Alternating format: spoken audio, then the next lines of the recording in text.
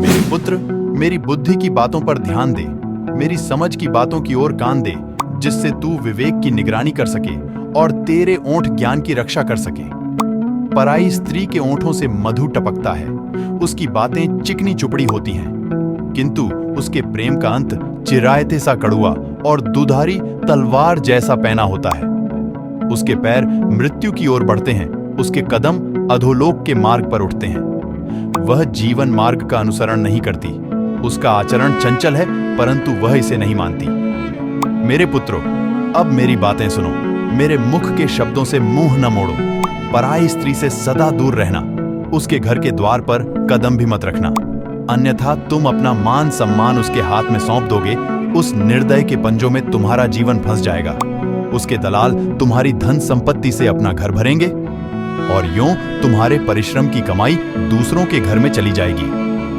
जीवन की ढलती आयु में जब तुम्हारे शरीर का बल और त्वचा की ताजगी खत्म हो जाएगी, तब तुम केवल सिर धुनोगे और यह कहोगे, काश मैं अनुशासन से घृणा न करता, मेरा हृदय चेतावनियों को तुच्छ न समझता, मैंने अपने गुरुओं की शिक्षाओं को नहीं सुना, मैंने अपने शिक्षकों के उपदेशों पर ध्यान नहीं दिया।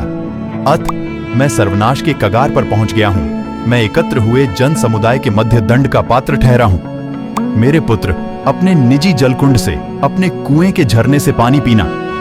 क्या तू यह चाहता है कि तेरे झरने की जल धाराएं इधर उधर फैल जाएं? तेरे जल स्रोत सड़क पर बहने लगे? नहीं, उन पर केवल तेरा ही अधिकार हो, वे तेरे ही हों, किसी अजनबी के ना हों। तेरा झरना सदा हरा भरा रहे। तू अपनी युवावस्था की पत्नी से ही सदा सुखी रहना। वह तेरी दृष्टि में हमेशा सुंदर हरिणी, आकर्षक सांभरनी बनी रहे। उसका प्रेम सदा तुझे रसमय बनाए रखे। तू उसके प्रेम में सदा डूबे रहना। मेरे पुत्र, तू पराई स्त्री पर क्यों मोहित हो? तू किसी व्यभिचारिणी को क्यों सीने से लगाए? मेरे पुत्र, मनुष्य के समस्त आचरण पर प्रभु दृष्टि करता है। प्रभु उसके प्रत्येक व्यवहार को देखता है। दुर्जन व्यक्ति अपने दुष्कर्मों के जाल में फंसता है। वह अपने पापों के बंधन में बंध जाता है। वह अनुशासन का पालन न करने के कारण मर जाता है। यदि आपको हमारी वीडियो अच्छी लगती है तो don't forget to like, share, subscribe and click on bell icon to never miss any updates from Ilion TV channel.